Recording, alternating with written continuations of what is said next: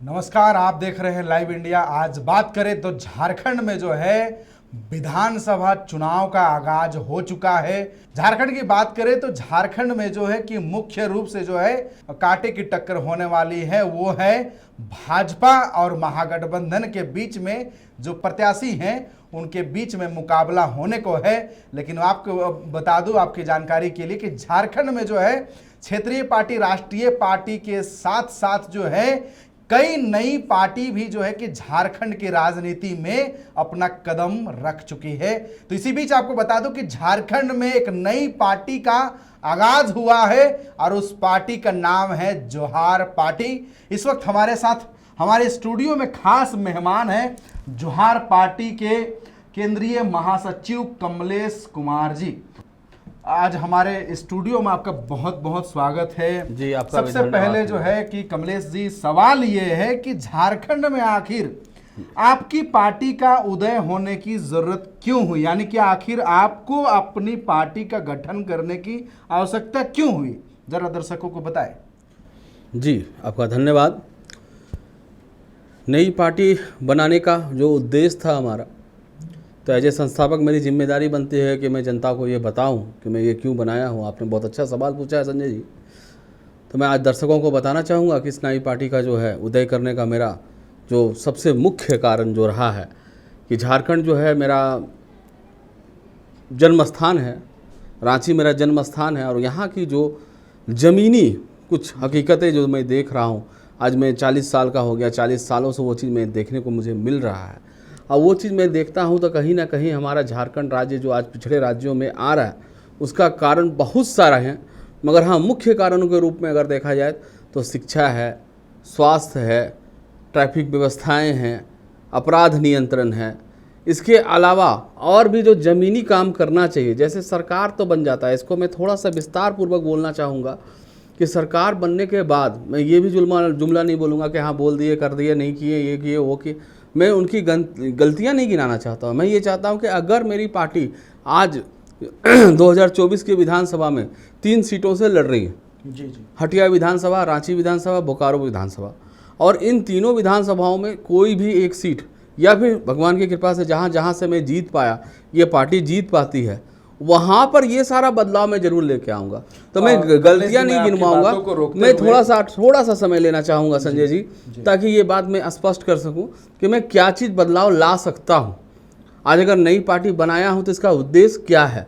तो मुझे जो कमियाँ नज़र आ रही थी, ये पहला चीज़ कि सरकार आज देखा जाए तो अगर आप केंद्र सरकार की बात करें तो आज nic.com के अंतर्गत आप जाते हैं, आप अपना आधार नंबर डालते हैं, एक OTP डालते हैं, तो आपको सारी पता चल जाती है कि आपको जन सेवाएँ क्या क्या मिल रही है, भारत सरकार की ओर से आपके लिए क्या क्या है, आम जनता के लिए क्या क्या चीज़ें मिल रही, जो कि लगभग 200 से भी ज़्यादा स्कीम्स हैं जी। मगर वो सिर्फ स्कीम बना दिया गया है, लोगों तक पहुंच नहीं रहा है जी, आम जनों तक पहुंच नहीं रहा है। या फिर अगर हम झारखंड की बात की जाए तो झार में अगर हम जाते हैं, वहाँ भी अगर हम अपना आधार डालते हैं तो इससे भी हमें पता चलता है कि सैकड़ों ऐसी योजनाएँ हैं जो आम जनता को बहुत सारी चीज़ों में राहत दिला सकता है, बट ये आम जनता तक पहुंच नहीं पाता है। क्यों? क्योंकि जो भी यहाँ पर पार्टियाँ जीतती है या कोई विधायक जीतता है, बस जीतता ही है, उसके बाद वो दिखाई नहीं देता है। फिर नेक्स्ट जब इलेक्शन आएगा तब उसके चेहरे को आप देख पाते हैं आम जनता। तो ये एक कमी है। और क्या है कि अगर ये जोहार पार्टी जिस विधानसभा से जीतती है, उस विधानसभा क्षेत्र के अंदर अगर मैं सिर्फ रांची विधानसभा की बात करूँ संजय जी, तो 370 बूथ है। अगर 370 बूथ के द्वारा किसी जनता किसी को अपना विधायक चुन सकती है, अपना प्रतिनिधित्व चुन सकती है, तो क्या एक विधायक 370 अपने ऑफिस, MLA ऑफिस खोल करके जन समस्याओं का हल क्यों नहीं कर सकती है। जी जी, आपका जो है कि मुद्दा एकदम बहुत खास है और आपने जो मुद्दा उठाया है कि आखिर झारखंड रांची विधानसभा की बात करें तो कई अनेक बूथ हैं, सैकड़ों बूथ हैं, 370 जहाँ पे जी 370 आपने जिक्र किया है। तो आखिर हम बात कर रहे हैं कि कैलकुलेशन के तौर पे सैकड़ों अगर बूथ है, तो जब चुनाव के दिन पे हो, चाहे ये वोट के दिन जो है कि उस बूथ की जो संख्या है या फिर कौन बूथ पे कौन से कार्यकर्ता को बैठाना है, ये पार्टी को बाखूबी आता है। लेकिन सवाल ये उठता है कि आखिर जब चुनाव जीत करके जो विधायक या फिर जनप्रतिनिधि जब चुन करके जो है कि विधानसभा पहुंचते हैं तो फिर आखिर उन्हीं चुनावी बूथ को वो क्यों भूल जाते हैं? जो कार्यकर्ता वहां से उन्हें मेहनत करके उन्हें सपोर्ट करके जिताए हैं और उन्हें जो है कि विधानसभा पहुंचाए हैं या फिर लोकसभा पहुंचाए हैं। सबसे सवाल ये है कि कमलेश जी, चूंकि आपकी एक पार्टी है, झारखंड के जनमानस जो है कि आखिर आपकी पार्टी को अपना जन समर्थन क्यों दे?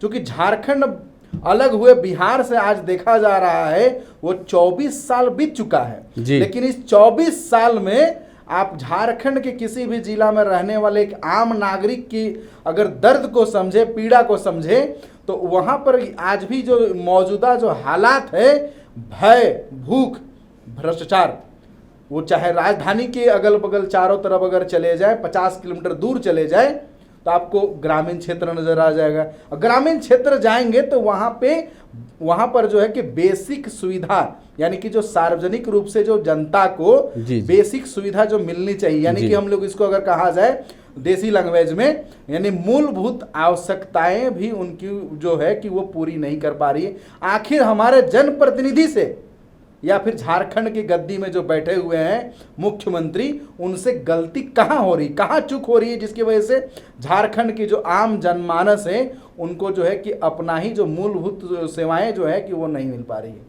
आपकी पार्टी के क्या उद्देश्य क्या है?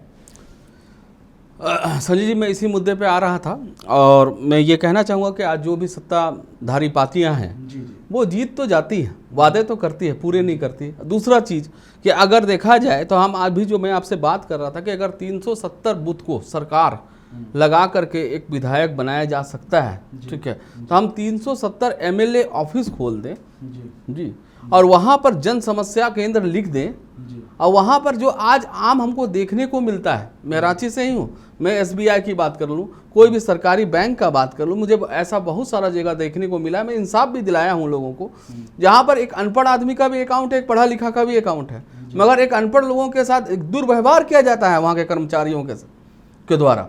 ये ऐसा क्यों हो रहा है भाई? क्या उसका पैसा नहीं है? वो भी तो आपको पैसा दे रहा है, तब तो आपका बैंक चल रहा है। अगर वो ग्राहक ही नहीं होंगे तो आपका पैसा आएगा कहाँ से? आपका बैंक चलेगा कैसे? फिर भी आप उसके साथ दुर्व्यवहार कर रहे हैं। इसका न्याय मैं कितने जगह मैं इसके लिए लड़ा हूँ, लोगों को न्याय दिलाया भी हूँ। तो यही मैं चाहता हूँ कि आज अगर मैं कहीं से भी, मेरी पार्टी अगर किसी भी विधानसभा से जीतती है तो डेफिनेटली जो है हम वहाँ पर जितनी भी बूथ होगी, जिस बूथ से मुझे मिल रहा है, वो सैकड़ों बूथों पर, उन सारे बूथों पर मेरा अपना MLA ऑफिस होगा।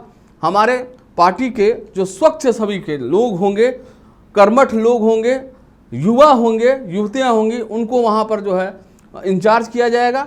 दूसरा, निरीक्षण के तौर पर माह मैं खुद इस चीज़ को देखूंगा पर्सनली कि लोगों के साथ कोई किसी भी तरह का कोई नाइंसाफ़ी ना हो।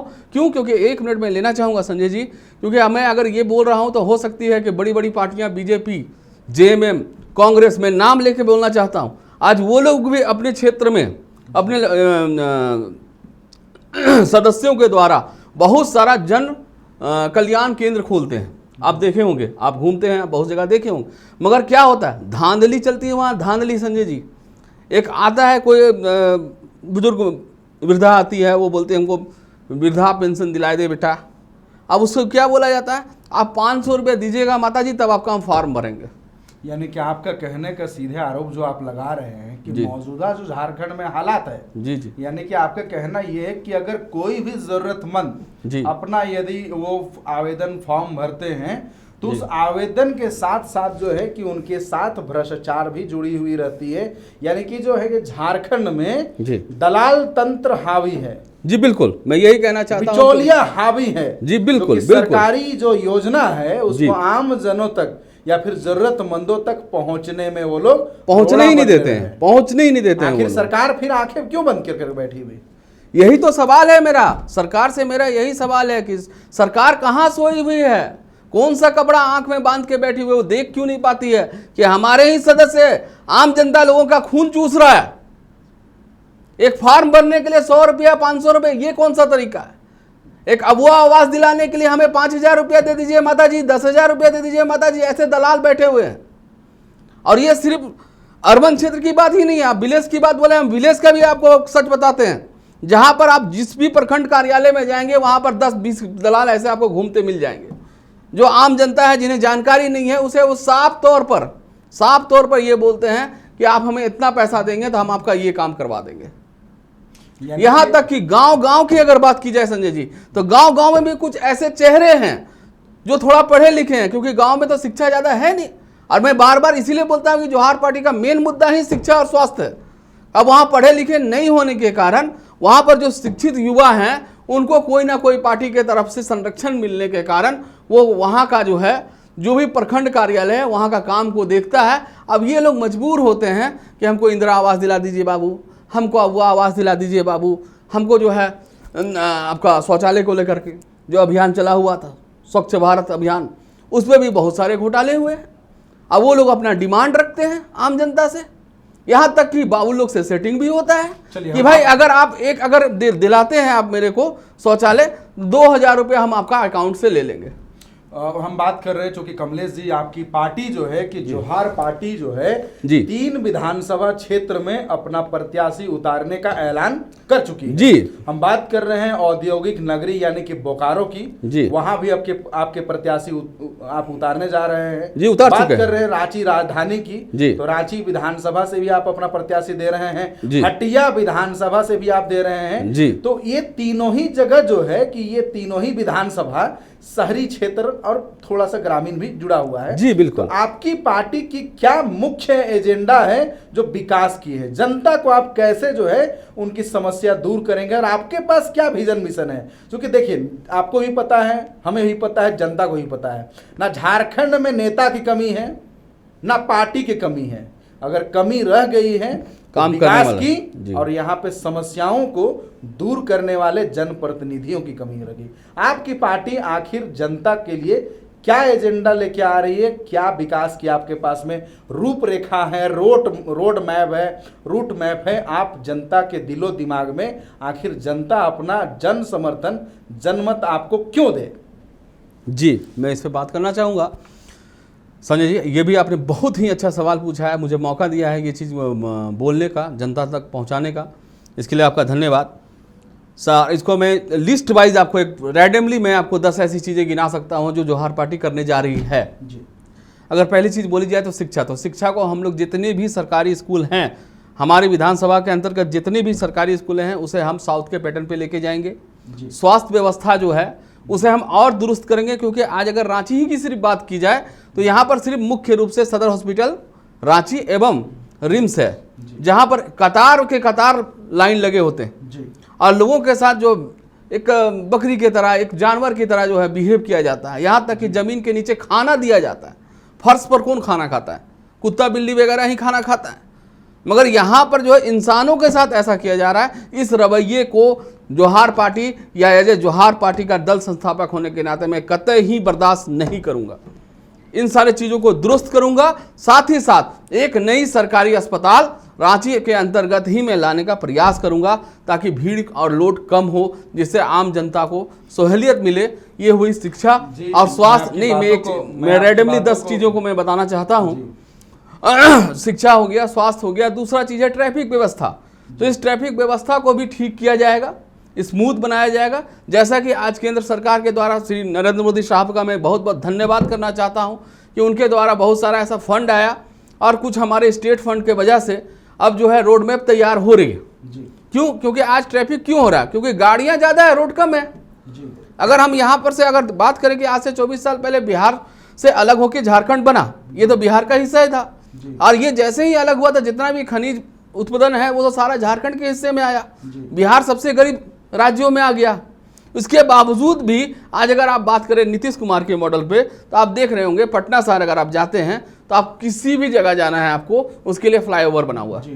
माने कि वह बिहार में झारखंड से ज्यादा जो है फ्लाईओवर का जाल है, नेटवर्क है। जी बिल्कुल बिल्कुल, मैं यही कहना चाहता हूँ और यही चीज रांची में भी करेंगे हम लोग, जिससे जो है ट्रैफिक लोड कम हो। दूसरी, ट्रैफिक व्यवस्था को दुरुस्त करने के हेतु जितना भी इसके डिपार्टमेंट के लोग हैं, चाहे वो आरटीओ हो, चाहे वो आपका ट्रैफिक व्यवस्था हो या ट्रैफिक डीएसपी हो, एसपी हो, जो भी उस विभाग से जुड़े हुए जितने भी उस तंत्र से जुड़े हुए लोग हैं, अधिकारी हैं, नेता हैं, उनसे बात की जाएगी और इस व्यवस्था को ठीक करने का प्रयास करेगा जोहार पार्टी। ये तीसरा मुद्दा है। चौथा कि हम लोग यहाँ पर देख रहे हैं कि यहाँ पर एक अगर आप बात किया जाए सीरियली बात किया जाए तो आप बिरसा चौक से लेकर के आप रातू रोड तक आते हैं, यहाँ तक में कोई भी एक ऐसा कोई भी चिल्ड्रन गार्डन नहीं है, कोई भी इस तरह का पार्क नहीं है जहाँ पर आम जनता जा कर के खेल सकती है या अपने बच्चों को खिला सकती है। इसकी असुविधा मुझे नज़र आ रहा है। तो ये जोहार पार्टी अगर जीतती है रांची विधानसभा तो ये भी किया जाएगा, बाकी विधानसभाओं में भी ये सब सारी चीज़ें सुविधाएं लाई जाएगी। उसके अलावा जो मैं अभी बात कर रहा था कि जन समस्या जो लोगों को हो रही है कि भाई सरकार तो बहुत सारा मैया योजना ये योजना ले तो आती है मगर आम जनता तक पहुंच नहीं पाता है, उसे पहुंचाने का काम करेगी ये जोहार पार्टी। कि अब झारखंड की जनता जनमानस जो है किसे अपनी नेता चुनती, किसे अपनी सरकार चुनती है, क्योंकि बेहद जल्द जो है कि झारखंड में विधानसभा चुनाव होने को है। अब देखना बड़ा दिलचस्प होगा, दिल थाम के बैठिए कि झारखंड की गद्दी में, झारखंड के सिंहासन में किसका राज तिलक होता है। इस वक्त हमारे साथ मेहमान के रूप में थे, हमारे आज गेस्ट के रूप में थे कमलेश कुमार रॉय जी, जो जोहार पार्टी के केंद्रीय महासचिव है। अब देखना यह भी दिलचस्प होगा कि झारखंड के जनमानस और खासतौर पे 3 विधानसभा की जो जनता है, क्या जनता का प्यार या फिर जनता का जन समर्थन जोहार पार्टी को, क्योंकि इनके पास एक नई एजेंडा है, नई नीति है। क्या जनता को इनकी नीति और एजेंडा समझ में आता है या फिर पसंद करते हैं या नहीं, ये तो विधानसभा चुनाव के ठीक बाद ही पता चल जाएगा। इस खबर में सिर्फ इतना ही। देश दुनिया के तमाम खबरों से अपडेट रहने के लिए देखते रहे लाइव इंडिया। नमस्कार।